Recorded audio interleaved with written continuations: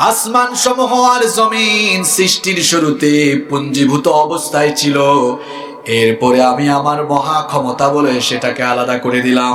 কিভাবে আল্লাহ আলাদা করে দিয়েছেন সেটাও আল্লাহ তাআলা অন্য সূরার মধ্যে বলেছেন, সুম্মা ইস্তাওয়া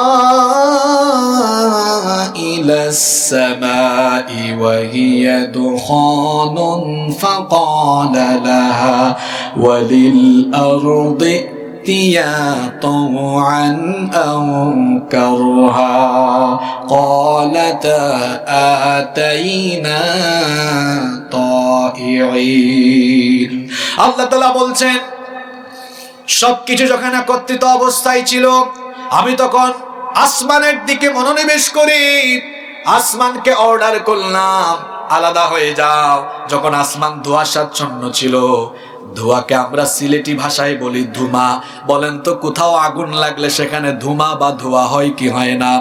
মহাশূন্যে যখন মহাবিস্ফোরণ হলো, আল্লাহ কোরআনের ভেতরে কি বিজ্ঞানময় কথা বলেছেন। ধোঁয়াশাচ্ছন্ন আকাশে আমি মনোনিবেশ করলাম, এরপরে আমি বললাম আসমান জমিন সব আলাদা হয়ে যাও। আমি আল্লাহ যখন অর্ডার দিলাম, আসমান জমিন তখন আমার আদেশের অনুগত হয়ে জবাব দিল, ক্বালাতা আতাইনা তাইঈন। আল্লাহ বলছেন, আসমান আর জমিন তখন বলল, আমরা আপনার আদেশ মেনে অনুগতদের মতো অস্তিত্বমান অবস্থায় ফিরে গেলাম। সুবহানাল্লাহ, মুখে দি বাড়াই তো নাইনি। আপনারা কি তা টায়ার্ড হয়ে গেছেন নাকি? তা 1979 সালে সৌদি আরবের রাজধানী রিয়াদে একটি কনফারেন্স হয়েছিল। সেই কনফারেন্সের নাম হলো ইউথ কনফারেন্স মুক্তামার আশ-শাবাব। সেই কনফারেন্সে আমেরিকার বিখ্যাত সায়েন্টিস্ট বালমার উপস্থিত ছিলেন। সেই কনফারেন্স হলে যখন এই আয়াতগুলো তেলাওয়াত হয়েছে, সে বসে থাকতে পারে না, আবেগের চোটে দাঁড়িয়ে গিয়েছে, দাঁড়িয়ে বলেছে, থামো। মহাবিশ্ব সৃষ্টির এই তথ্য আমরা বিজ্ঞানীরা এত কষ্ট করে আবিষ্কার করেছি, তুমি কোন বই থেকে এগুলো পড়ো? এগুলো কোথায় পেয়েছো?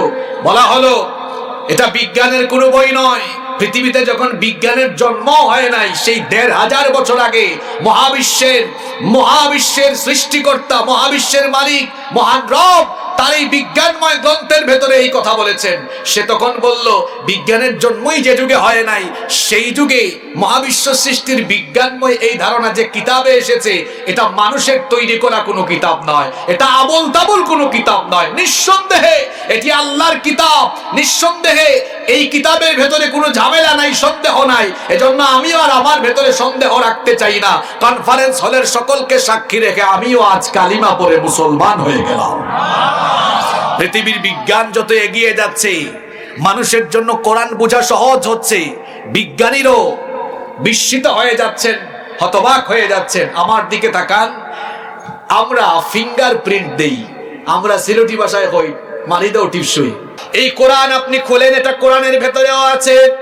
কোরআনুল কারীমের ৭৫ নম্বর সূরা সূরাতুল কিয়ামা এর ৩ এবং ৪ নম্বর আয়াত আপনি তেলাওয়াত করে দেখেন, সেখানে আল্লাহ ফিঙ্গারপ্রিন্টের কথা বলেছেন। আল্লাহ তাআলা বলছেন, আয়াহসাবু আল্লান নাজমা'a 'ইযামা বালা কাদিরিনা আলা আন নুসাউইয়া বানানা। দুনিয়ার যে সকল মানুষগণ পরকাল বিশ্বাস করে, যারা মনে করে মরে যাওয়ার পরে আর আমাদেরকে জীবিত করা হবে না, আমাদের দেহ যখন মাটি ভক্ষণ করবে, হাড্ডি গুড্ডি অস্থিপিঞ্জর যখন মাটির সাথে মিশে যাবে, কি করে আবার আমাদেরকে পুনরুজ্জীবিত করা হবে? তাদের কথার জবাব দিতে গিয়ে আল্লাহ বললেন, আয়াহসাবু আল্লান নাজমা'a 'ইযামা, তুমি কি ধারণা করেছো তোমার অস্থিপিঞ্জর আলাদা হয়ে গেলে তোমাকে আমি জীবিত করতে পারবো না? বান্দা, তুমি ভুলের উপরে পড়ে থেকো না। বালা কাদিরিনা আলা আন নুসাউইয়া বানানা। আল্লাহ তাআলা বললেন, শুধু তোমার মাংস হাড্ডি অস্থিপিঞ্জর নয়, ও বান্দা শোনো, তোমার হাতের যে আঙ্গুলের মাথা, আঙ্গুলের ছাপ, তুমি মরে যাওয়ার পরে সেই আঙ্গুলের ছাপ পর্যন্ত আমি পুনর্বিন্যস্ত করব। যখন কোনো গান বের হয়, সেই গান কয়েকদিন শোনার পরে সেই গানের প্রতিও মানুষের বিরক্তি চলে আসে। কোন কবিতা কিছুদিন শোনার পরে, বলার পরে সেই কবিতার প্রতিও মানুষের একটা বিরক্তি চলে আসে। কিন্তু আল্লাহর কিতাবে কোরআন এটা এমন এক অলৌকিক, এমন এক কিতাব, তেলাওয়াত করতেও খারাপ লাগে না, বিরক্ত লাগে না। যিনি শোনেন তারও কখনো খারাপ লাগে না।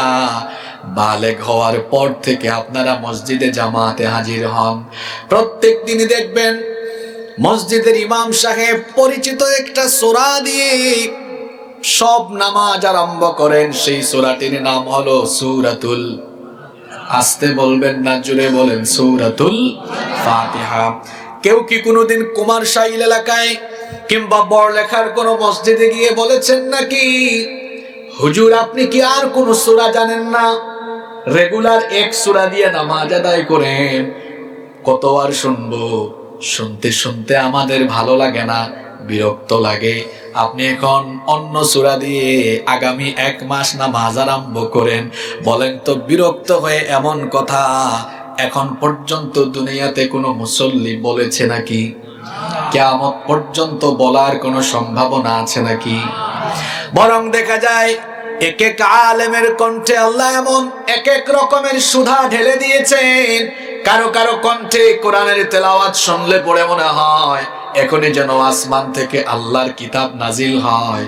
যাদেরকে আল্লাহ মক্কা মদিনায় নামাজ আদায়ের সৌভাগ্য দিয়েছেন, তারা তো দেখেছেন মসজিদুল হারাম এবং মসজিদুন নববীতে যখন কোরআনের তেলাওয়াত শুরু হয়ে যায়, হারামের ইমামগণ যখন তেলাওয়াত আরম্ভ করেন, মানুষ অর্থ না বুঝলেও কলিজাটা শীতল হয়ে গায়ের লোম দাঁড়িয়ে যায়। অনেক মানুষ অর্থ না বুঝেও চোখের পানি ফালায়, এমন দৃশ্য আছে না নাই? আল্লাহ তাআলা আমাকেও অনেকবার হারামাইনে সালাত আদায়ের সুযোগ দিয়েছেন, নিজের চোখেই দেখেছি কত মানুষ নামাজের মধ্যে আবেগ আপ্লুত হয়েছে, কত মানুষের কান্নাকাটি শুনেছি। অনেককে জিজ্ঞেস করেছি, ভাই আপনি তো কোরআনের অর্থ বুঝেন না, ইমাম সাহেব যে আয়াতগুলো পড়লেন কিছুই তো বুঝলেন না, কিন্তু তারপরেও কেন আপনি এত চিৎকার করে করে কান্নাকাটি করলেন? জবাব দিল, অর্থ বোঝা লাগে না, এত সুন্দর করে আল্লাহর কালাম তেলাওয়াত হয়েছে, তেলাওয়াত গিয়ে হৃদয়ে আসর করেছে, কলিজাটা শীতল হয়ে গিয়েছে, গায়ের লোম দাঁড়িয়ে গিয়েছে। অর্থ না বুঝলেও এই কিতাবের তেলাওয়াতে এত মজা, এত ভালো লেগেছে, মনে হচ্ছিল যেন আসমান থেকে এখন কোরআন নাজিল হচ্ছে। আর কোরআনের সুললিত তেলাওয়াতে আবেগে চক্ষুদ্বয় দিয়ে পানি এসেছে, আমি টেরও পাই না। সুবহানাল্লাহ। বলেন তো পৃথিবীতে কোরআন ছাড়া আর কোন কিতাব আছে যেটা শুনলে মানুষ চোখের পানি ঝরায়, খারাপ লাগে? এমন কোন কিতাব কোরআন ছাড়া আর আছে? কথা বলেন, আছে? নাই। তাহলে পৃথিবীর একমাত্র কিতাব হলো কোরআন। তেলাওয়াত করলে শুনলে কোনোদিনও বিরক্ত লাগে না, খারাপ লাগে না। Number 3, 3 number, the number of the people who have memorized the holy book Quran is countless. পৃথিবীর একমাত্র কিতাব হলো কোরআন। এই কোরআনের যত হাফেজ দুনিয়াতে আছে, পৃথিবীর অন্য কোন বইয়ের এত হাফেজ। মুখো ঠাটা পড়ে গেল নি, মাত পারন না রে, কথা বলেন, আছে? আপনি দেখুন তো আপনার শাহবাজপুর ইউনিয়নে কোরআনের যত হাফেজ আছে, অন্য কোন বইয়ের এত হাফেজ। যে সকল ছেলেমেয়েরা স্কুলে পড়ে থাকে, বলবেন তোমার বাংলা বইয়ের তুমি কয়টা কবিতা পারো? সে বলবে 2টা 3টা 4টা 5টা। ইংরেজি বইয়ের কয়টা কবিতা পারো? সে বলবে মাত্র কয়েকটা। অন্যান্য বইয়ের কয়টা পাতা মুখস্থ? বলবে কয়েক পাতা। আর এখন তো মুখস্থ করাও লাগে না, ঠিক কি না? এখন তো কারিকুলামের যে অবস্থা, আমরা ছাত্র জামানায় শুনতাম মানুষজন বলে ছাত্র জীবন মধুর জীবন, যদি না থাকতো এক্সামিনেশন। এখন তো পরীক্ষাও নাই, পরীক্ষা পদ্ধতির বিরাট পরিবর্তন এসেছে। এখন চতুর্ভুজ দেয়, বৃত্ত দেয়, জানেন কিনা আপনারা এগুলো? এখন সন্ধ্যার পরে ছেলেমেয়েরা পড়াশোনা করে না, কাগজ কেটে ফুল বানায়, আঁকাআঁকি করে, পরের দিন ক্লাসে নাটক ফাটক করবে, গান গাইবে, তার রিহার্সাল করবে। মাদ্রাসা বলেন আর স্কুল বলেন, এগুলোকে যেন আজ এক একটা শিল্পকলা একাডেমিতে পরিণত করার অপচেষ্টা চলছে। এই অপচেষ্টাকে রুখে দেওয়ার জন্য প্রত্যেকটি মানুষকে নিজের জায়গা থেকে প্রতিবাদ জানাতে হবে। আমাদের ট্যাক্সের পয়সায় বই ছাপিয়ে, আমাদেরই ট্যাক্সের পয়সায় বেতন খেয়ে, আমাদের ট্যাক্সের পয়সায় এসির বাতাস খেয়ে, আমাদের ট্যাক্সের পয়সায় গাড়ির পেট্রোল জ্বালিয়ে আমাদের কচিকাঁচা সোনামণিদেরকে অপসংস্কৃতি চর্চা করিয়ে এবং তাদেরকে ট্রান্সজেন্ডারের মতো ভয়াবহ বিষয় অধ্যয়ন করিয়ে সমকামী বানানোর এই অপচেষ্টা রুখে দিবে জনগণ, বরদাস্ত করবে না দেশের মানুষ। এজন্য প্রত্যেকটি জায়গা থেকে সচেতন হতে হবে। আমাদের মাদ্রাসাগুলোতে এখন হাত দেওয়া হয়েছে। আমাদের মাদ্রাসাগুলোর বইয়ের মলাট দেখলে মনেই হয় না এগুলো মাদ্রাসার বই। ধর্মীয় শিক্ষা প্রতিষ্ঠানগুলোর শিক্ষা ব্যবস্থাকে আজ ধর্মহীন করে দেওয়ার অপচেষ্টা চলছে। আমরা শুধু মাহফিলের মধ্যে আর মসজিদের খুতবার মধ্যে সীমাবদ্ধ থাকলে হবে না। আমরা যদি মনে করি যে ওয়াজ করে আর মসজিদে খুতবা দিয়ে দিয়ে মানুষকে ভালো বানিয়ে ফেলবো, না, একটা জাতিকে ধ্বংস করে দেওয়ার জন্য ওই জাতির শিক্ষা কারিকুলামকে যদি ধ্বংস করে দেওয়া যায়, ওই জাতি এমনিতেই নষ্ট হয়ে যাবে। ইবলিস এখন রিটায়ার্ডে চলে গেছে।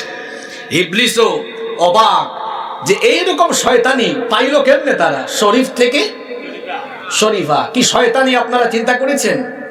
এগুলো যদি ক্লাস 7-এ ছেলে মেয়েরা পড়ে, এই মন মানসিকতা নিয়ে সে বড় হবে। আর এই মন মানসিকতা নিয়ে তারা যদি বড় হয়, তাহলে তো আমাদের সমাজ, সভ্যতা, রাষ্ট্র ধ্বংসের মুখে, হুমকির মুখে পড়ে যাবে। ক্লাস 7-এ মুন্না যখন পড়ছে, শরীফ শরীফা পড়ে বড় হয়েছে, ইন্টারমিডিয়েট বা ইউনিভার্সিটিতে যাওয়ার পরে শরীফ যদি মুন্না যদি তার হোস্টেলের সিট দরকার হয়, হলের সিট দরকার হয়, হোস্টেল সুপারকে যদি বলে, স্যার দেখেন আমি দেখতেও মুন্না, সার্টিফিকেটেও নাম মুন্না, এখন আমার কলেজে অথবা ইউনিভার্সিটির হোস্টেলে সিট লাগবে, কিন্তু মনে মনে এখন আমি মুন্নি, আমাকে মহিলা হোস্টেলে সিট দেন। আপনারা হুনরানি বুঝরানি, মাঝে মাঝে তোরা 1-2 লাইন হয়ে কারণ মাসও 2-3 দিন সুযোগ পাইতো সিলেটি মাতার, এই সুযোগ তো মিস করা উচিত না। নিজের এলাকার মানুষের সামনে কত বিলু আর কন্ট্রোলের ভিতরে থাকা যায়। আপনারা বেজা বেজি বানি, আচ্ছা আপনারা যদি হয় না বেজার ডাকাইয়া মাত মাতুকা, তে হিতাও পারে, হিতা মাতলে ডাকাইয়া আল্লাহ আমরা লোকে বড় হইতে না ইনশা আল্লাহ। তো যেখান হইতাম চাইলাম মুন্নায় যদি হয় সার দিলাও কা আমারে, মুন্নি হল লগে সিট, তে মুন্না মনে মনে মুন্নি হইয়া ফুরিন তোর এই সোসাইটির ভিতরে হামাইলে কি তো হইব বুঝলানি। শিয়াল মুরগির খামারর খান্দাত কে আখর আবা মুরগি আমারে দেখরায় শিয়াল্লাহ খান, কিন্তু মনে মনে আমি মুরগি। মুরগিন তোর ভিতরে যদি দয়া মায়া হামায় আর তারা যদি হয় অসুবিধা নাই, হে দেখতে শিয়াল কিন্তু মনে মনে খর যেহেতু মুরগি, তা রাখিলাম আমরা লগে তা হোক দেনে। এখন শিয়াল মনে মনে মুরগি হইয়া যদি মুরগির খামারের ভিতরে হামাইতো পারে, তে সকালবেলা একটা মুরগি তা করে মাতুন না খানে খাইয়া সারা সোফা করি ফেলাই দিব। শিয়াল মনে মনে মুরগি হইয়া মুরগির খামারের ভিতরে হামাইলে মুরগির যে হালত হইব, মুন্না মনে মনে মুন্নি হইয়া ফুরিন্তর হুস্টেল হামাইলে আর নাই ফুরিন্তর সমাজের ভিতরে হামাইলে ফুরিন্তর বেটিন্তর নারী এগুলোর একই দশা হইব। আরো বুঝলানি সমাজের মাঝে কিসা নষ্টামি আরম্ভ হইব। মুন্না যদি মনে মনে হয় আব্বা ও আম্মা আমি মুন্নি হয়ে গেছি, এখন আমার বিয়া দেওয়ার সময় দেও, মুন্না মার্কা খেল লগে বিয়া। এখন মুন্না যদি মুন্নি হয়, হ্যাঁ যদি হয় আমি মনে মনে মুন্নি, এখন তারা তো বিয়া দেওয়ার সময় যদি কোনো ফুয়ার লগে বিয়া দেন, বাসর বড় গিয়া দেখা যাইব বেজাল লাগছে, দুইটা বেজাত। হে মনে মনে মুন্নি হইলে মুন্নি হইলে হে তো মনে মনে মুন্নি হইছে, কিন্তু তার মাঝে যেটা আছে সব তো মুন্নার। তখন সমকামিতা সমাজও চলাইব। আর সম্পদ বাটার বেলায় তো আরো বিরাট বড় বেড়া লাগবো। আপনার ফুরি মুন্নি যদি হয় আব্বা এত বছর আমি মুন্নি আসলাম, কিন্তু এখন জাগা জমিনের বাঘ বাটুয়ারা যেহেতু করবাই, মনে মনে এখন আমি মুন্না বাটু কেথান সম্পদ এখন সাইরোবাইদি ফেস লাগবো কি লাগতো না। তাহলে এই ট্রান্সজেন্ডার এটা হলো একটা শয়তানি, এটা একটা বদমাইশি মতবাদ। এই শয়তানি বদমাইশি আমাদের সোনামণিদের বইয়ের ভেতরে ঢুকিয়ে দিয়ে আমাদের আগামী প্রজন্মকে সমকামী এবং আগামী প্রজন্মকে নষ্ট করার অপচেষ্টা বরদাস্ত করা হবে না। প্রত্যেকটা মানুষকে জেগে উঠতে হবে। সম্মানিত উপস্থিতি, যেই কথা বলছিলাম, কোরআন হচ্ছে এমন একটা কিতাব, এই কিতাবের যত মুখস্থকারী দুনিয়াতে আছে, অন্য কোন বইয়ের এত মুখস্থকারী পৃথিবীতে, জোরে বলেন, আছে? নাই। আপনি দেখুন তাওরাত, জাবুর, ইনজিল বা বাইবেলের অল টেস্টামেন্ট, নিউ টেস্টামেন্ট, কোন বইয়ের এত হাফেজ দুনিয়াতে আপনি পাবেন না। কিন্তু গোটা পৃথিবীতে কোরআনুল কারীমের কোটি কোটি হাফেজ আছে না নাই? আপনি আপনার ইউনিয়নের দিকে লক্ষ্য করে দেখেন, এই ইউনিয়নের প্রত্যেকটা ওয়ার্ডেই দেখবেন আপনি অনেক হাফেজ পাবেন। এই বড় লেখায় দেখবেন আপনি শত শত হাফেজ পাবেন। মৌলভীবাজার জেলায় আপনি হাজার হাজার হাফেজ পাবেন। সিলেট বিভাগে আপনি হাজার হাজার হাফেজ পাবেন। গোটা বাংলাদেশে আপনি লক্ষ লক্ষ কোটি কোটি হাফেজ পাবেন। কিন্তু বলেন তো, অন্য কোন কিতাবের কি এত হাফেজ আছে নাকি? আবার এই কিতাবকে মুখস্থ করার জন্য সহজ করে যিনি দিয়েছেন, গলার আওয়াজ বড় করে সবাই বলেন, তিনি কে? এজন্য রব্বুল আলামিন কোরআনুল কারীমের মধ্যে বললেন, ওয়ালাকাদ ইয়াসসারনাল কুরআনা লিযিকরি ফাহাল মিন মুদ্দাকির। তোমাদের পড়ার জন্য, বুঝার জন্য, মুখস্থ করার জন্য এই কিতাবকে সহজ করে যিনি নাজিল করেছেন তিনি কে? এটা যদি সহজ না হতো তাহলে কি আমার হাফিজ ভাইয়েরা মুখস্থ করে রাখতে পারতো? পারতো না। আবার এই হাফেজে কোরআন দুনিয়াতে থাকার কারণে কোরআনুল কারীমকে এক অভিনব কায়দায় হেফাজত করছেন কে? কেউ যদি বলে গোটা দুনিয়ার সমস্ত কোরআনের মুসহাফ গুলোকে একত্রিত করে জ্বালিয়ে পুড়িয়ে ভস্ম করে দিব, পৃথিবীতে কোরআন আর রাখবো না, কিন্তু এই কাজ করলে কোরআনকে কি দুনিয়া থেকে ধ্বংস করে দেওয়া যাবে? যাবে না।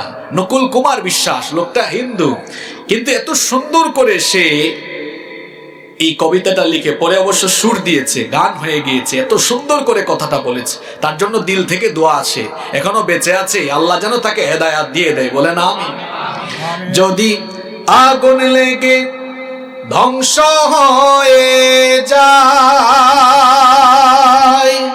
যদি আগুন লেগে যায় পুড়ে যায়,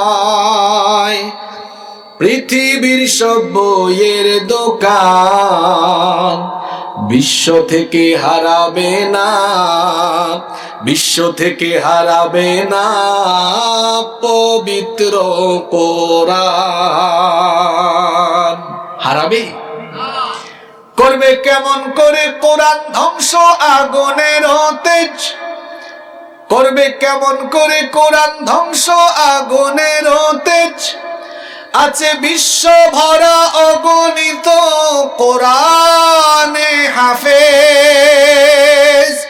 তারা ছাপায় আসমানি গ্রন্থ, তারা ছাপায় আসমানি গ্রন্থ, বাঁচাবে কোরআনের মান, বিশ্ব থেকে হারাবে না, বিশ্ব থেকে হারাবে না পবিত্র কোরআন। আল্লাহু আকবার। তামাম দুনিয়ার কোরআন বিরোধীরা একমত হয়ে, সমবেত হয়ে যদি কোরআনের এই কপিগুলোকে জ্বালিয়ে দেয়, তারপরেও তারা কোরআনকে পৃথিবী থেকে নিশ্চিহ্ন করতে পারবে না, কারণ কোটি কোটি হাফেজদের সিনার ভিতরে এই কোরআনকে অভিনব কায়দায় যিনি সংরক্ষণ করে রেখেছেন, গলার আওয়াজ বড় করে সবাই বলেন, তিনি কে? আল্লাহ। 4 নাম্বার, আপনারা কোরআন অনেকেই তেলাওয়াত করেন, আমিও জানি, কিন্তু এই বিষয়টি কয়জন আমরা খেয়াল করেছি? এই কিতাবের অনন্য বৈশিষ্ট্য হচ্ছে, the entire Quran has been presented in poetic form. গোটা কোরআনকে আল্লাহ তাআলা এক অসাধারণ অভিনব ছন্দমিল দিয়ে এই কিতাবের আগাগুড়া আল্লাহ নাজিল করেছেন। সুবহানাল্লাহ পড়েন। আপনি কোরআনের শুরু থেকে শেষ পর্যন্ত যান, দেখবেন আগের আয়াতের সাথে পরের আয়াতের ছন্দগত মিল আছে। আর এই ছন্দমিল থাকার কারণে তেলাওয়াতও মজা লাগে, মুখস্থ করতেও মজা লাগে। গোটা কোরআন হলো ছন্দময়। যে কোনো সূরায় আপনি যান, দেখবেন আপনি অসাধারণ ছন্দের মিল পাবেন।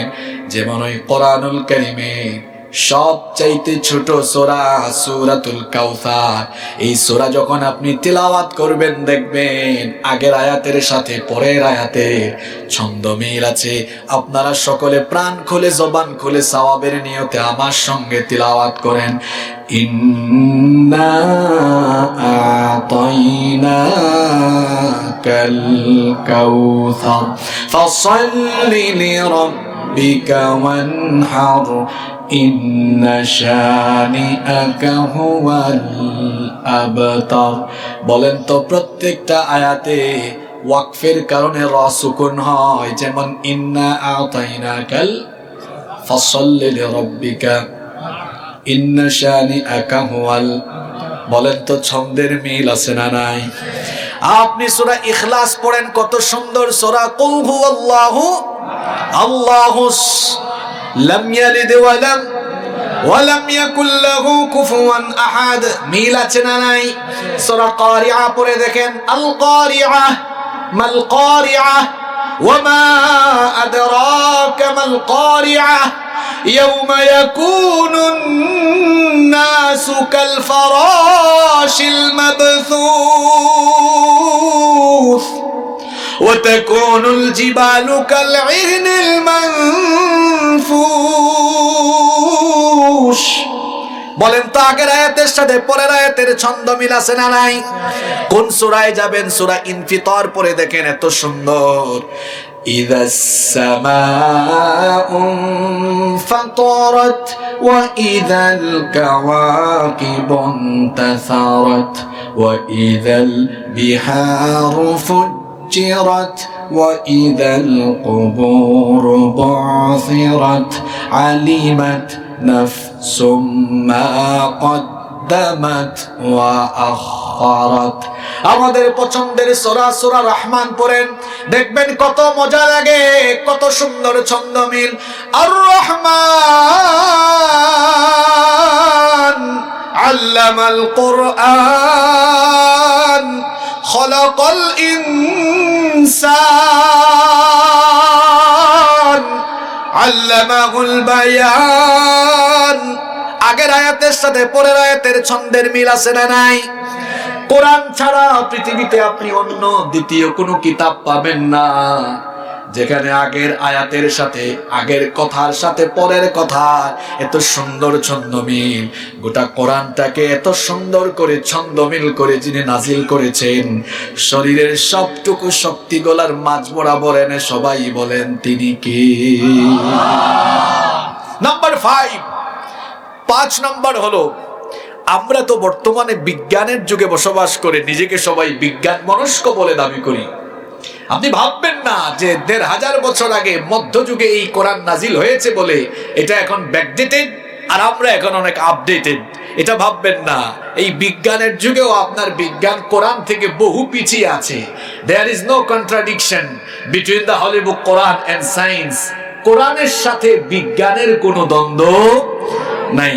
আলহামদুলিল্লাহ, আল্লাহর দয়ায় আমি তো কোরআনিক সায়েন্সের উপরে অনার্স এবং মাস্টার্স করেছি, যার কারণে কোরআন বিজ্ঞান নিয়ে পড়াশোনা গবেষণার সুযোগ হয়েছে আলহামদুলিল্লাহ। এই কোরআনে ৬০০০-এর উপরে আয়াত, আপনি জানলে অবাক হয়ে যাবেন। এই ৬০০০-এর উপরে আয়াত, তার মধ্যে বিজ্ঞানের বিভিন্ন শাখা প্রশাখার ব্যাপারে কোরআনের ১৫০০-এর উপরে আয়াত আছে। আল্লাহু আকবার। বিজ্ঞানের কোন শাখার কথা এখানে নাই? এখানে আছে কসমোলজি, এখানে আছে হিউম্যান এমব্রায়োলজি, এখানে আছে অ্যাস্ট্রোনমি, এখানে আছে physics, chemistry, biology, marine science, geology. বিজ্ঞানের এমন কোন শাখা নাই যে ব্যাপারে কোরআনের ভেতরে আলোচনা আসে নাই। আল্লাহু আকবার। বিজ্ঞান তো নতুন নতুন তথ্য বের করে যখন পৃথিবীকে জানায়, প্রথমে তারা ভাবে মনে হয় এগুলো তারাই প্রথমে জেনেছে। মুসলমানরা এখন তো কোরআন ঝাড়ফুকের কিতাব বানিয়েছে। মুসলমানরা এটাকে খতমের কিতাব আর ওয়াজ মাহফিলে ওয়াজ শোনার কিতাব বানিয়েছে। অথচ এই কোরআন হচ্ছে জ্ঞান বিজ্ঞানে ভরপুর, জ্ঞান বিজ্ঞানের উৎস, এটা হেদায়েতের কিতাব। মুসলমানরা কোরআন বোঝে না বলে পৃথিবীতে এখন তারা অধিকার বঞ্চিত। আপনি দেখুন এই কোরআন কেমন অলৌকিক কিতাব। আসমানের নিচে দুনিয়ার উপরে আপনি বসবাস করছেন, কখনো কি ভেবেছেন how the universe was created, কিভাবে এই মহাবিশ্ব সৃষ্টি হলো? আপনি চিন্তা না করলেও পৃথিবীর বিজ্ঞানীরা তারা থেমে নেই, তারা এটা নিয়ে গবেষণা করেছে যে কিভাবে এগুলো সৃষ্টি হলো। গবেষণা করতে করতে তারা খুঁজেও বের করলো স্টিফেন হকিং এর বিগ ব্যাং থিওরির আলোকে বিজ্ঞানীরা বলেছেন এই মহাবিশ্বের সবকিছু, আসমান, জমিন, সূর্য, চন্দ্র, গ্রহ, নক্ষত্র, তারকাপুঞ্জ, গ্যালাক্সি, মিল্কওয়ে, সবকিছু সৃষ্টির প্রাথমিক অবস্থায় একত্রিত পুঞ্জীভূত ছিল, সব এক জায়গায়। আসমান, জমিন, সূর্য, চন্দ্র, গ্রহ, নক্ষত্র যেটা আছে হকলতা এখন বুঝছেন নি সবটা। তখন সবকিছু ছিল গ্যাসীয় কণার সমষ্টি, গ্যাসীয় কণার জানে আসমান উপরে আর জমিন তলে ইলা আসিল না সকলতা। ওই যে মানুষ কন্যানে ডাইলে চাউলে খিচুড়ি সবটা এখানো আছে। আসমান, জমিন, সূর্য, চন্দ্র, গ্রহ, নক্ষত্র, তারকাপুঞ্জ, গ্যালাক্সি, মিল্কওয়ে সব এক জায়গায়। তখন দেখতে মনে হতো, বিজ্ঞানীরা বলেছেন যে এটা একটা গ্যাসীয় কণা। এরপরে মহাশূন্যে মহাবিস্ফোরণ সংঘটিত হয়েছে। সেই মহাবিস্ফোরণের মধ্য দিয়ে আসমান আলাদা, জমিন আলাদা, সূর্য, চন্দ্র, গ্রহ, নক্ষত্র, গ্রহ, উপগ্রহ সব আলাদা হয়ে আলাদা আলাদা অস্তিত্ব নিয়েছে।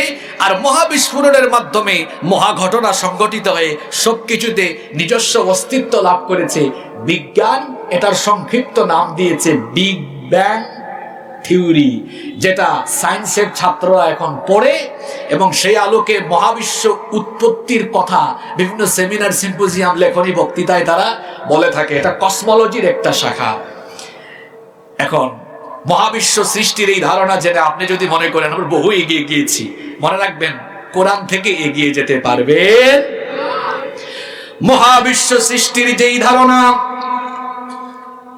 বিজ্ঞান পৃথিবীর মানুষকে গত শতাব্দীতে দিয়েছে, আল্লাহর কিতাব কোরআন ১৫০০ বছর আগে সেই তথ্য দুনিয়ার মানুষকে দিয়েছে।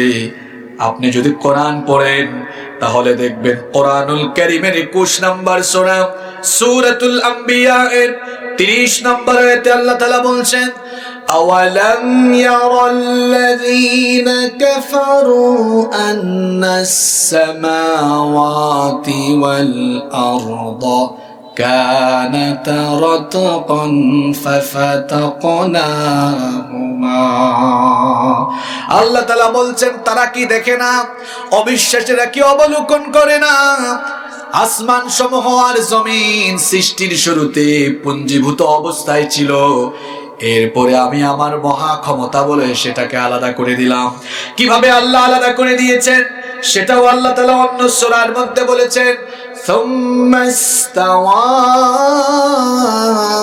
ইলাস সামাই ওয়া হিয়া দুখানুন ফাকালা লাহা ওয়া লিল আরদি ائتيا طوعا أو كرها قالتا آتينا طائعين।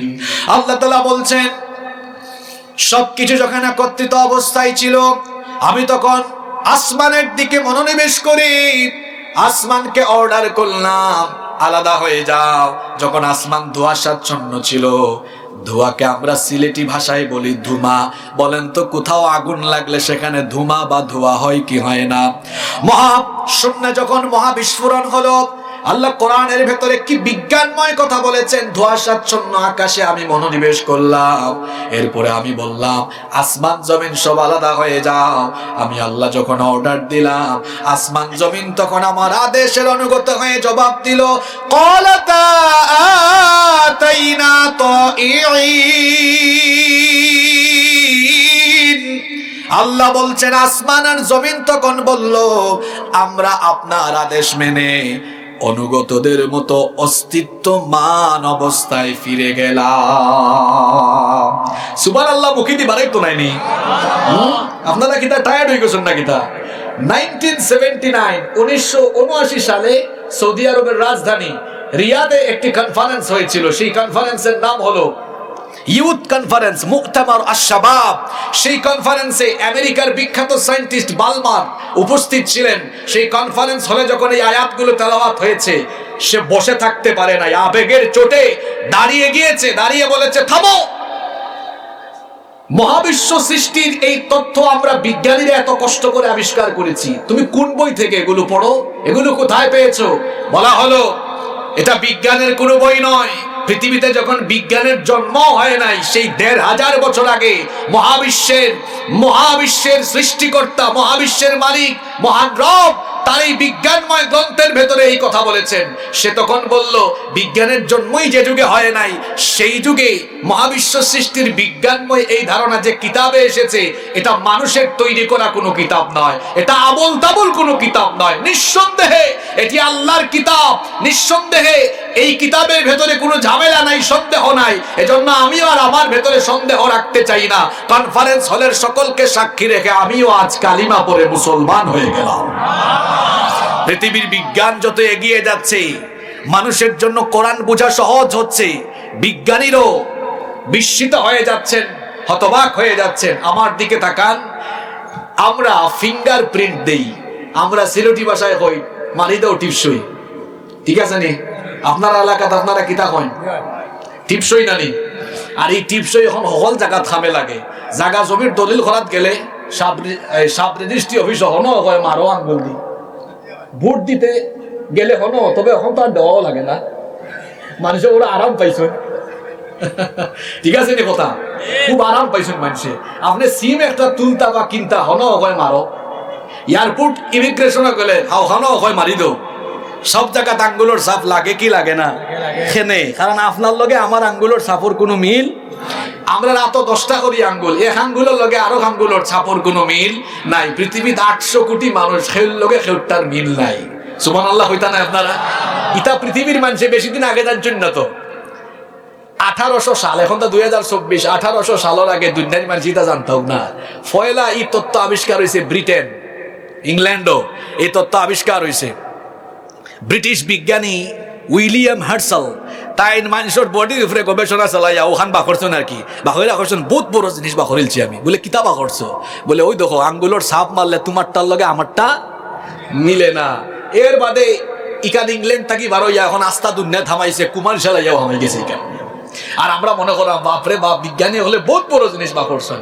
আর আপনার চকুর ঠাটা পড়ছে, কুরআন ইকান দেখরা না, ব্রেইনও শয়তানে হিসাব করিচ্ছে, এলাকে হলতা ফররা, কোরআন ফররা না, কোরআন বুঝবার চেষ্টাও করা না, ঠিক আছে রে কথা? এই কোরআন আপনি খোলেন, এটা কোরআনের ভেতরেও আছে। কোরআনুল কারীমের 75 নম্বর সূরা সূরাতুল কিয়ামা এর 3 এবং 4 নম্বর আয়াত আপনি তেলাওয়াত করে দেখেন, সেখানে আল্লাহ ফিঙ্গারপ্রিন্টের কথা বলেছেন। আল্লাহ তাআলা বলছেন আয়াহসাবু আল্লান নাজমা'a 'idhamah বালা কাদিরিনা আলা আন নুসাউইয়া বানানা। দুনিয়ার যে সকল মানুষগণ পরকাল বিশ্বাস করে, যারা মনে করে মরে যাওয়ার পরে আর আমাদেরকে জীবিত করা হবে না, আমাদের দেহ যখন মাটি ভক্ষণ করবে, হাড্ডি গুড্ডি অস্থিপিঞ্জর যখন মাটির সাথে মিশে যাবে, কি করে আবার আমাদেরকে পুনরুজ্জীবিত করা হবে? তাদের কথার জবাব দিতে গিয়ে আল্লাহ বললেন আয়াহসাবু আল্লান নাজমা'a 'idhamah, তুমি কি ধারণা করেছো তোমার অস্থিপিঞ্জর আলাদা হয়ে গেলে তোমাকে আমি জীবিত করতে পারবো না? বান্দা তুমি ভুলের উপরে পড়ে থেকো না। বালা কাদিরিনা আলা আন নুসাউইয়া বানানা। আল্লাহ তাআলা বললেন শুধু তোমার মাংস হাড্ডি অস্থিপিঞ্জর নয়, ও বান্দা শোনো, তোমার হাতের যে আঙ্গুলের মাথা, আঙ্গুলের ছাপ, তুমি মরে যাওয়ার পরে সেই আঙ্গুলের ছাপ পর্যন্ত আমি পুনর্বিন্যস্ত করব। সূরা আল ফিল মাল ফিল ওয়ামা আদরাকা মাল ফিল লাহু যানাবু ওয়াবিল ওয়া লাহু খুরতুমুন তাওয়িল। ও তার কাছে সূরা নাযিল হইছে, সূরা ফিল। আপনারা অর্থ না বুঝা আস্তে আস্তে মরিজিরা, আর শুনলে যে কিতা করবা হইতাম নি কিতা ফরার নক্কা। আল ফিল হাতি, আমরা সিলেটি ভাষায় কই আত্তি। মাল ফিল হাতি কিতা?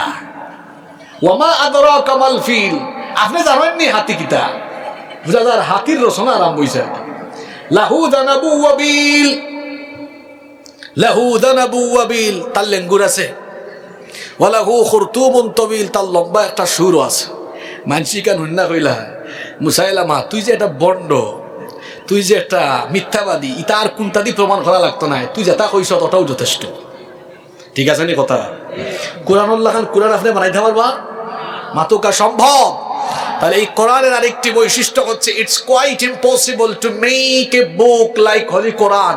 কোরআনের মতো অন্য আরেকটি কিতাব এরকম সাদৃশ্যপূর্ণ বানানো দুনিয়ার কারো দ্বারা সম্ভব নয়।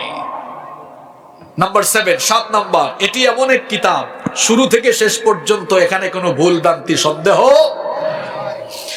যে কোনো বই আপনি হাতে নেবেন দেখবেন বইয়ের শুরুতে লেখা আছে এই বই পাঠ করতে গিয়ে যদি কোনো ভুল ত্রুটি আপনার চোখে ধরা পড়ে তা আমাদেরকে জানাবেন, পরবর্তী পর্যায়ে সংশোধন দেওয়া হবে। কিন্তু কোরআনের শুরুতে এমন কিছু পাবেন না। কোরআনে তো এমন কথা নাই যে আমার বান্দা বান্দি তোমরা কোরআন পড়তে গিয়ে যদি কোথাও ভুল পাও আমাকে জানিয়ে দিও, পরবর্তীতে আমি আল্লাহ ঠিক করে দিব, এটা কথা আসেনি। বরং শুরুতে আল্লাহ বলে দিয়েছেন শোনো এমন এক কিতাব তোমাদেরকে দিয়েছি, যালিকাল কিতাবু লা রাইবা ফীহি হুদাল লিল মুত্তাকিন। এমন কিতাব দিয়েছি যেই কিতাবের ভেতরে কোনো সন্দেহ নাই, সংশয় নাই, যে কিতাবের ভেতরে কোনো ভুলভ্রান্তি নাই। এমন অথেন্টিক কিতাব আমাদেরকে যিনি দিয়েছেন, গলার আওয়াজ বড় করে বলেন তিনি কে? কিছু নাবালেগ হলরে দিছেন আমরা বাচ্চান্তর বই বানানোর দায়িত্ব, ভুল করতে করতেই তাই। আবার লেখাও দিছেন এনসিডিবির চেয়ারম্যানে, বুলুল ভাইলে জানাই ইমেল ইমেল হইল জানাই মনে জানানির বাদে ওইটা খানা দিয়ে আমানা হয় না, যেটা আছে ওটাও থাকবো। আপনারা মাত বুঝলানি না, খালি শুনি শুনি দেই লাগি আবহাওয়া তো খারাপ, সকলটা তো বাইঙ্গা খাওয়া যাইতো না, আপনার বুঝলি তো। ইতারে নাবালেক কইছে এখানে জানাননি, ক্লাস 9 ওর ইতিহাস আর সামাজিক বিজ্ঞান বইয়ের মাঝে মানচিত্র এখানে আসছে, আইকিয়া ইনো লেখছে সিরিয়া, লেবানন, জর্ডান, ঠিক আছে। এর বাদে ফিলিস্তিনের নামও নাই, যেখানে ফিলিস্তিন এখানে বড় করে লেখছে ইসরায়েল, আর এর সাইটে দিয়ে লেখছে যেখানে গাজ্জা আছে ইখানো গাজ্জাও লেখছে না, আপনারা দেখুন গাজা কিন্তু আরবি উচ্চারণ হইল গাজ্জা, ইখানো লেখছে গাম্বিয়া। আমি যে কইছি বই লেখার দায়িত্ব নাবালিগ হলরে দিছি, কেন এমনি এমনি কইছি না তো। গাম্বিয়া ইখান হইল আফ্রিকার দেশ, তা আফ্রিকার দেশ ইখান হিবাই থেকে খাইতে আইন না, ইবাই দিয়ে হারাইছে খেতে। হ্যাঁ, আফ্রিকার দেশ ইখান আফ্রিকার থাকতো, ইখানে না ফিলিস্তিনের সিফাবাই হারাইছে এখানে। তো আমি মনে মনে ভাবলাম আল্লাহ জানেন ই বই যারা রচনা আর সম্পাদনা করছেন ইতাই যে রাইত কবুতল খাইয়া ই মানচিত্র ইকান বানাইছেন ইতা তারাও বলা জানে না। গাম্বিয়া আফ্রিকার দেশ এখানে এইভাবে দিয়ে হামাই কিলা। মাননীয় প্রধানমন্ত্রী পশ্চিমাদের রক্তচক্ষু উপেক্ষা করে তিনি ফিলিস্তিনিদের পক্ষে অবস্থান নিয়ে ফিলিস্তিনের পক্ষে বক্তৃতা করেছেন। এদেশের মুসলমানরাও ফিলিস্তিনের পক্ষে না ইসরায়েলের পক্ষে? মুখে দিয়ে মাত মারন না নি আপনারা কিতা মনে মনে ইসরায়েল না কিতা মুখে দিয়ে বাড়ে না খালি কেন? আমরা ফিলিস্তিন না ইসরায়েলের পক্ষে? বাংলাদেশের প্রতিটি মুসলমান ফিলিস্তিনের পক্ষে। আমাদের দেশের প্রধানমন্ত্রী ফিলিস্তিনিদের পক্ষে বক্তৃতা করেছেন, কিন্তু এদেশের কিছু আমলা কামলা যাদেরকে দায়িত্ব দেওয়া হলো ছোট্ট ছোট্ট সোনামণিদের বই রচনা সম্পাদনার জন্য, বই রচনা আর সম্পাদনা করতে গিয়ে তারা আর আমাদের দেশের মানুষ রইল না, প্রত্যেকেই তাদের এমন পরিচয় দিল। বিশেষ করে এই বইটি যারা রচনা সম্পাদনা করেছে এরা প্রত্যেকেই দাজ্জালের রুহানি টাটকা সন্তান। নইলে দাজ্জালের এই সন্তানরা ফিলিস্তিনের নাম মুছে দিয়ে ইসরায়েলের নাম লিখে দিল কেন? যারা ফিলিস্তিনিদের নাম কেটে দিয়ে ইসরায়েলের নাম মেপে দিয়েছে, মানচিত্রে দিয়েছে, এরা হলো জাতীয় গাদ্দার, মুসলমানদের দুশমন। এরা প্রধানমন্ত্রীর সাথে গাদ্দারি করেছে, এদেশের মানুষের সাথেও গাদ্দারি করেছে। এজন্য এই কাজ যারা করেছে এদেরকে এত সহজে ছেড়ে দিলে হবে না। এটা সাধারণ কোনো ভুল নয়। এদের হাতে হাত করা লাগিয়ে হাত করার অপমান করলে চলবে না। গরু ছাগল বান্দার রশি দিয়ে দড়ি দিয়ে এদেরকে বেঁধে জেলখানায় নিয়ে আদালতে তুলে এদের জন্য, এরা যে অপরাধ করেছে সে অপরাধের জন্য এই দেশে এদেরকে দৃষ্টান্ত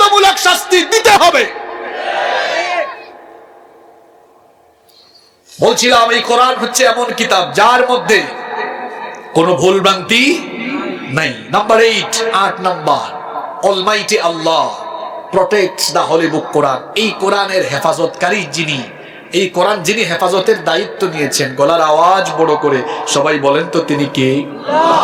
কোরআনুল কারীমের 15 নম্বর সূরা সূরাতুল হিজরের 9 নম্বর আয়াতে রব্বুল আলামিনের জন্য বলছেন, ইন্না নাহনু নাযালনা যিকরা ওয়া ইন্না লাহু লাহাফিযুন। নিশ্চয়ই কোরআন নাজিল করেছি আমি, আর এর হেফাজতের দায়িত্ব যিনি নিয়েছেন তিনি কে? তো যে কিতাবের হেফাজতের দায়িত্ব আল্লাহ নিয়েছেন, এই কিতাবকে দুনিয়া থেকে মুছে দেওয়া কি কারো দ্বারা সম্ভব? এই কিতাব আর এই কিতাবওয়ালাদেরকে দুনিয়া থেকে মুছে দেওয়া সম্ভব হবে না, কারণ এই কিতাব হেফাজতের এবং এই কোরআনওয়ালাদেরকে হেফাজতের দায়িত্ব গ্রহণ করেছেন কে? আল্লাহ। নাম্বার 9 নাম্বার, এটা হলো এমন কিতাব, এই কিতাব পড়লে সওয়াব হয়, শুনলেও সওয়াব হয়, মানলেও জীবনটা জান্নাতি জীবন হয়। দুনিয়ার এমন কোনো কিতাব নাই আপনি হাতে নিবেন পড়বেন সওয়াব হবে, এমন কোনো কিতাব নাই। এমনকি একটা হাদিস আছে, যদিও মুহাদ্দিসগণ এই হাদিসের সনদকে দুর্বল বলেছেন, কিন্তু কোরআনের প্রতি আকৃষ্ট করার জন্য এই হাদিসটা আপনাদেরকে বলছি। আল্লাহর হাবিব বলেছেন, আন-নাযরু ইলা সালাসাতি ইবাদা, 3টি জিনিসের দিকে তাকালেও সওয়াব হয়। নাম্বার 1, 1 নাম্বার হলো আল্লাহর পবিত্র ঘর কাবা। আন-নাযরু ইলাল কাবাতি ইবাদা, কাবা ঘরের দিকে তাকালেও সওয়াব হয়। আপনি কাবা ঘরের যে ওই যে কালো কাপড় দিয়ে মোড়ানো, সেই গিলাফ দিয়ে মোড়ানো যে কাবা ঘর আছে, তাকালেই আপনার আমলনামায় সওয়াব দিবেন কে? 2 নাম্বার হলো আন-নাযরু ইলাল মুসহাফি ইবাদা, এই কিতাবের দিকেও যদি আপনি তাকিয়ে থাকেন, আয়াতগুলোর দিকে তাকিয়ে আছেন, আমলনামায় সওয়াব দিবেন কে? 3 নম্বর হলো নবীজি বলেছেন, আন-নাযরু ইলাল ওয়ালিদাইনি ইবাদা, পিতা মাতার দিকে রহমতের নজরে তাকালে কোন হাদিসে এসেছে কবুল হজের সওয়াব যিনি দান করে দিবেন তিনি কে? এক সাহাবী জিজ্ঞেস করলেন, ইয়া রাসূলুল্লাহ, কি সকলেই পড়েন সাল্লাল্লাহু আলাইহি ওয়াসাল্লাম, আমি যদি আমার মা বাবার দিকে প্রত্যেকদিন 100 বার মায়ার নজরে তাকাই, তাহলে কি আল্লাহ আমাকে রেগুলার 100টা কবুল হজের সওয়াব দিবেন নাকি? নবীজি বললেন, আল্লাহর ভান্ডারে তো কম নাই, তুমি যদি 100 বারও তাকাও, 1000 বারও তাকাও, যতবার তাকাবা ততবার আল্লাহ কবুল হজের সওয়াব দিবেন।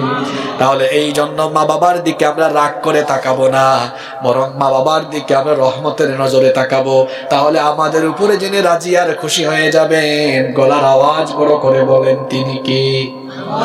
বলছিলাম কোরআন এমন কিতাব, তাকালে সওয়াব, পড়লেও সওয়াব।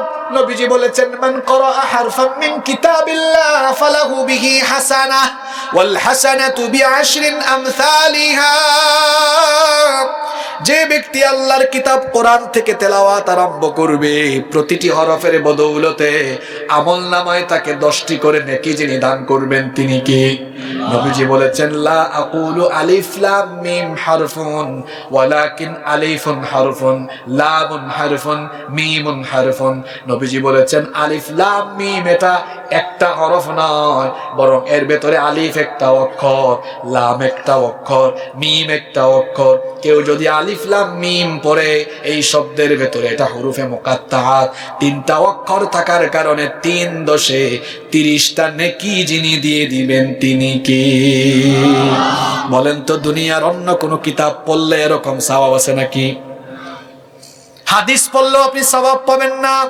হাদিস অধ্যয়ন করে, গবেষণা করে উম্মার খেদমত করলে সওয়াব হবে, কিন্তু এটা তো তেলাওয়াত করলেই আপনার আমলনামায় প্রতি অক্ষরে অক্ষরে 10 করে নেকি লেখা হবে না। কিন্তু কোরআন তেলাওয়াত করলেই সওয়াব। তেলাওয়াত করলে যেমন সওয়াব, শুনলেও সওয়াব আছে না নাই? আবার কেউ যদি কোরআন মানে, কোরআনওয়ালা হয়ে যায়, তার সম্মানও যিনি বাড়িয়ে দিবেন তিনি কি? নাম্বার 10 নম্বর হলো, এই কোরআন এমন কিতাব, এই কোরআন হলো এমন কিতাব এই কোরআনের কাছে যারাই আসবে তাদেরকে সম্মানিত করে যিনি দিবেন, জোরে বলেন তিনি কি? এটা কেমন সম্মানের কিতাব শোনেন। সারা বছরে 12 মাস আছে, 12 মাসের মধ্যে সবচাইতে সম্মানিত মাসের নাম হলো রমাদান মাস। যদি আমরা বলি রমাদান মাসের এত সম্মান কেন, এত সম্মানিত মাস এটা, যেমন আজকে যদি আপনারা আজকে যদি একটু পরে আসরের নামাজ আদায় করব, যখন আমরা একটা ফরজের জন্য একটা সওয়াব, কিন্তু রমজান মাসে আল্লাহর কোনো বান্দা যখন একটা ফরজ আদায় করে অন্য মাসের 70টা ফরজের সমান সওয়াব আল্লাহ দান করে দেন। রমজানে কেউ যখন একটা নফল আদায় করে অন্য মাসের ফরজের সমান সওয়াব আল্লাহ দান করে দেন। আবার এই মাসের মধ্যে একটা রাত আছে, যেই রাতের মর্যাদা 1000 মাসের চাইতে উত্তম। এই একটা মাসের এত বরকত কেন, এত সম্মান কেন? কারণ হলো শাহরু রমাদানাল্লাযী উনজিলা ফীহিল কুরআন, কারণ এটা কোরআন নাজিলের মাস। তাহলে 12 মাসের মধ্যে সম্মানিত মাস হলো রমজান মাস কোরআনের কারণে। আবার যে রাতে কোরআন নাজিল হয়েছে সেই রাত 1000 মাসের চাইতে উত্তম শুধুমাত্র কোরআনের কারণে। বাংলা, ইংরেজি, চাইনিজ, হিন্দি, উর্দু, কত ভাষা দুনিয়ায় আছে, কিন্তু সকল ভাষার মধ্যে সবচেয়ে দামি ভাষা হলো আরবি ভাষা। কারণ হলো ইন্না আনজালনাহু কুরআনান আরাবিয়্যান লাআল্লাকুম তাকিলুন, এই ভাষায় কোরআন নাজিল হয়েছে। আমরা কাপড় চোপড় বাড়িতে আলনায় আলমারিতে রাখি, কোনো কাপড় চোপড় পায়ের তলায় পড়ে গেলে আমরা চুমু খাই না, সম্মান বা ভক্তিও দেখাই না। কিন্তু ছোট্ট কোনো কাপড়ের টুকরা দিয়ে যখন গিলাফ, বস্তনি বা জিলবাব বানানো হয়, সেটা যদি মানুষের পায়ের তলায় পড়ে যায়, মানুষ তখন বুকের সঙ্গে জড়িয়ে ধরে মুখের সামনে নিয়ে চুমু খায়। কারণ ছোট্ট সেই কাপড় দিয়ে আল্লাহর কিতাব কোরআনকে পেঁচানো হয়েছে। সেই জন্য ওই ছোট্ট কাপড়ের টুকরার দাম বাড়িয়ে দিয়েছেন কে? কাঠ দিয়ে টেবিল বানানো হয়, চেয়ার, ফার্নিচার, আসবাবপত্র বানানো হয়, পা লাগে কেউ সালাম করে না, সম্মান বা ভক্তি দেখায় না। কিন্তু যখন কাঠের 2টা টুকরা দিয়ে রেহাল বানানো হয়, রেহালের উপরে যখন আল্লাহর কিতাব রেখে দেওয়া হয়, সেই কাঠের টুকরার দাম এত বেড়ে যায়, এটা যখন হাত থেকে নিচে পড়ে যায় বা পা লেগে যায়, মানুষ তখন বুকের সঙ্গে জড়িয়ে ধরে ঠোঁটের সামনে নিয়ে চুমু খায়। এর কারণ হলো এই কাঠের টুকরার উপরে আল্লাহর কিতাব কোরআন রাখা হয়েছে। সুতরাং মুসলমানেরা বোঝার চেষ্টা করুন, কোরআনের সংস্পর্শে যা আসে তার সম্মান যদি বেড়ে যায়, আমি আর আপনি, আমরাও যদি এই কোরআন পড়ে, কোরআন বুঝে, কোরআনের রঙে রঙিন হয়ে যেতে পারি, তাহলে আমাদেরকে দুনিয়া আখিরাতের উভয় জায়গায় যিনি সম্মানিত আর সফল কাম বানিয়ে দিবেন তিনি কে? সকল হতার শেষ কথা মানুষে হয় না নি, শেষ বালা যা সব বালা আউকা। আমরা শেষের দিকের কথা খান সুন্দর করি শুনি। এখন এই কিতাবের খান্দার যে আয় তার সম্মান বাড়ি যায়, মর্যাদা বাড়ি যায়। কিন্তু দুঃখজনক হলেও সত্য, জীবিত থাকা অবস্থায় এই কোরআনকে আমরা যতটুকু মানা দরকার ততটুকু মানি না। আমাদের সমাজের দিকে তাকালে দেখা যায় কোরআন জীবিত মানুষের জন্য যতটা ব্যবহার করা হচ্ছে, তার চাইতে অনেক গুণ বেশি মৃতদের জন্য এই কোরআন ব্যবহার হচ্ছে। কোনো মানুষ যখন মারা যায় তখন দেখা যায় তার জন্য কোরআনের খতম, এক খতমের পরে আরেক খতম, খতমের পরে খতম। হুজুরের কাছে এত চিঠি, এত টোকেন যায়, হুজুর আমরা এতজন মিলে খতম দিয়েছি, এত খতম হয়েছে, আপনি দোয়া করে সওয়াব বকশায় দেন। এখন যার জন্য খতম দেওয়া হচ্ছে, আপনারা মন খারাপ করেন না, এমনও হতে পারে জীবদ্দশায় ওই ব্যক্তি কোরআন তিলাওয়াতও জানতো না, যতদিন জীবিত ছিল কোরআন পড়ে নাই। হয়তো বিশেষ ক্ষেত্রে এমনও হতে পারে যার জন্য খতম দেওয়া হচ্ছে, যতদিন জীবিত ছিল ততদিন কোরআনের বিরুদ্ধে কথা বলেছে, মাঝে মাঝে সুযোগ পাইলে কোরআনের মাহফিলও বন্ধ করেছে। ইটা আমরা সিলেট আসিল না, অঙ্কু দেখলা মতা খাইছিল, তাইয়া বড় লেখা তো হামাই গেছে। হিদিনকু শুনলাম আমরা রেখ ভাই আইয়া স্টেজে উঠছেন, কিন্তু মাত্রা পাল্লা না আপনার আশেপাশে। কুমিল্লা নোয়াখালীর খাইসলত কিনা সিলেট হামাই গেছে না কিতা। ইটা তো আমরা, আমার উপরে লাকসাম একবার হামলা হয়েছিল জানাননি আপনারা, বাংলাদেশের বহুত জায়গা পায়। আবার ওটা ইদিনকু কমলগঞ্জ হামাই গেছে। ওয়াজ ওর ফেরাউনর খান্দাবাজি এখন লই আইছেন টুকেন হুজুর ই ওয়াজ খান দয়া করে বাদ দিলা অন্য বিষয়ে করুক কইলাম ওয়াজ হয় ফেরাও না আর চলে দেখি আপনার তার লগে রক্তর সম্পর্ক না রুহানি সম্পর্ক এটা আল্লাহ ভালো জানে। আচ্ছা খোকা যাইন এই কোরআনের কোনো কথা মানুষের কথা নেই জোরে খোকা তে কোরআনের কথা সবচেয়ে বেশি খারাপ লাগছে আমার বাড়ি তো সিলেট বুঝছেন নি আমরা সিলেট ইটা খাইসলত আসিল না মাহফিল বাধা দেওয়া অমুক হুজুরে আইতে দেওয়া তমুক হুজুরে আইতে না দেওয়া এটা সৌন্দর্য টিকা থাকুক আমরা সিলেট আমরা চাই কি চাই না এখন দেখা যায় ওটা খাইসলত ন পাইছি এন্ডে মারতে দেওয়া হইতো নাই হেন্ডে মারতে দেওয়া হইতো নাই যারা কোরআনের মাহফিল বন্ধ করে ইতারে নিয়ে আমি খুব মানে খরা কথা হয় কঠিন কথা হয় হে বন্ধ করার জিনিস ভান না হিবাই যৌতুক দেব ইয়ার ফাললে কে যৌতুকে না বন্ধ করতো হিবাই লাগা দেশ তাকে খালি মাদকর সালামে না বন্ধ করতো কত চুরি বন্ধ করো বন্ধ করতে মন চাইলে ডাকাতি বন্ধ করো বন্ধ করতে মন চাইলে অর্থাৎ 14 ফেব্রুয়ারির বদমাশি বন্ধ করো 31 নাইটের বদমাশি বন্ধ করো বন্ধ করতে মন চাইলে যেটা পার্কো ছেলে মেয়র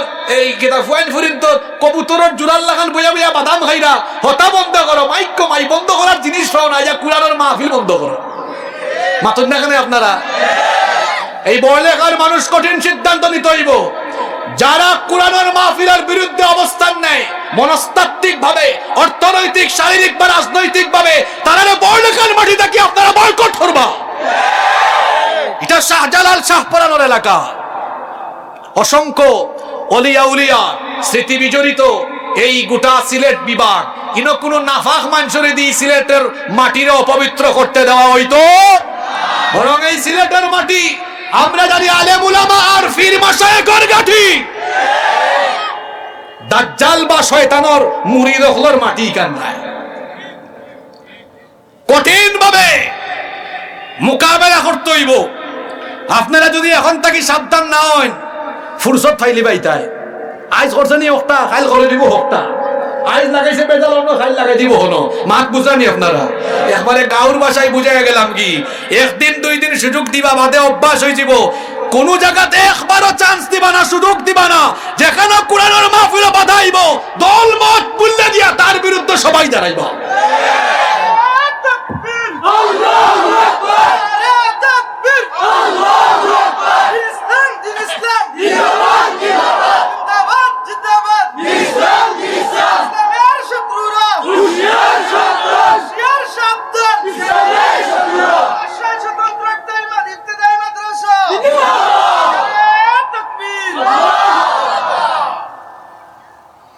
সম্মানিত উপস্থিতি বলছিলাম জীবদ্দশায় যতদিন ছিল হয়তো কোরআন পড়েও নাই মাহফিলের বিরোধিতা করেছে কোরআনের আন্দোলনের বিরোধিতা করেছে কোরআনওয়ালাদেরকে সুযোগ পেলে হাতে হাত করা লাগিয়েছে কোরআনওয়ালা লোকদেরকে সুযোগ পেলে ফাঁসির কাস্টে ঝুলিয়েছে যার জীবন যৌবন গোটা জীবন কোরআনের বিরুদ্ধে গেল সেই ব্যক্তি দুনিয়া থেকে যাওয়ার পরে ওই মৃত কোরআন বিরোধী লোকটার জন্য যদি সারা দুনিয়ার আলেম উলামা মিলে খতম দেয় এমনকি কাবা শরীফের ইমামরাও যদি তার জন্য খতম দেয় জীবদ্দশায় যেই ব্যক্তি কোরআনের বিরোধিতা করেছে কিংবা কোরআনের ধারে কাছে আসে নাই মরে যাওয়ার পরে তার জন্য কিয়ামত পর্যন্ত খতম দিল সেই খতম তার কোনো উপকারে আসবে না আসবে না আসবে না তাহলে ঠিক কইয়া দৌড়মানে দিলে হইতো না কিতাব উচ্চন মরবার আগে কোরআন ইকান দৌড়তে হইব ইকান মরা মানুষের লাগে আইছে না আইছে আমরা যারা জিতা মাতন না খানে আপনারা জিতা মানুষের লাগে কোরআন দিছেন খেয়ে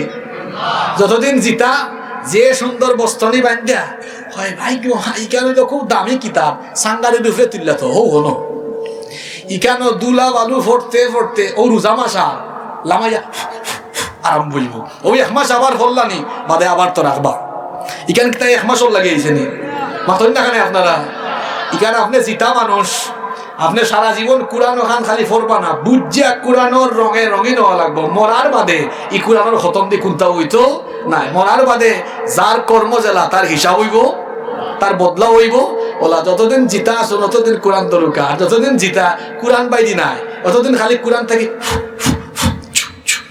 এখান থেকে ছুর কিতাব নেই হ্যাঁ এখান ঝাড়ফুকর কিতাব নেই আর তাবিজ লেখার কিতাব নেই এই কোরআন আইসে আপনারে হেদায়াত দিবার লাগি। কুরআন আইছে সমাজ, রাষ্ট্র, শিক্ষা, আইনঙ্গন সব জায়গা নেতৃত্ব দেওয়ার লাগি। লাস্ট কথা বুঝে লৌকা, বালা করে বুঝে দৌকা, হইতাম জানে শেষ বালা যার, সব বালা তার। আল্লাহর রাসূলের এই কোরআন রাসূল মসজিদে নববীত, পাশাপাশি তিনি যে রাষ্ট্র পরিচালনা করছেন সেই রাষ্ট্র পরিচালনার সংবিধান হিসাবে রাখছেন কিতা মাতুকা। আপনারা হোকা অঙ্ক আমরা কিতা করছি, আমরা বেশি আপডেট। আমরা এখান মসজিদেও রাখছি, মাদ্রাসাতেও রাখছি, ওয়াজ মাহফিলেও রাখছি, আবার আমরা দেশ পরিচালনার সর্বোচ্চ জায়গা তো এখান তিলাওয়াতও লাগিয়ে রাখছি। কিন্তু আমরার বিয়া শাদী, আমরার সমাজ, আমরার রাষ্ট্র, আইনঙ্গন কোনটা তো ইকানোর কোনো কার্যকারিতা নাই।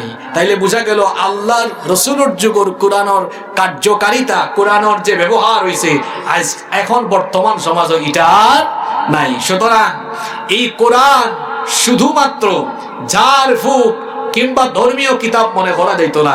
আমরা যতদিন বাঁচবো এই কোরআন রে ব্যক্তি, পরিবার, সমাজ, রাষ্ট্র সব জায়গা এই কোরআন রে কার্যকর করবার লাগি, কোরআনের বিধান প্রতিষ্ঠা করবার লাগে প্রত্যেকে আমরা নিজ নিজ জায়গা থাকি প্রাণান্তকর প্রচেষ্টা চালাইতে হইব। তাইলে দুনিয়ায় তো আমরা সম্মানিত হইব, আখিরাতেও আমরা নাজাত পাইব ইনশাআল্লাহ। যতদিন আমরা জীবিত থাকবো আমরা যেন কোরআন ভইরা, কোরআনের রঙে রঙিন হইয়া, কোরআনের আন্দোলনও সামিল হইয়া, কোরআন প্রতিষ্ঠার লাগি আমরা জানমাল বিনিয়োগ কইরা কোরআনওয়ালা হইয়া আল্লাহর সামনে যাইতাম পারি। আল্লাহ আমরা সবরে তৌফিক দান করুকা। আমরা সবে কই আমিন। সুবহানাকাল্লাহুম্মা ওয়া বিহামদিকা আশহাদু আল্লা ইলাহা ইল্লা আনতা আস্তাগফিরুকা ওয়া আতুবু ইলাইক। আলোর পথে 24 ঘন্টা শুধু ইসলাম প্রচার।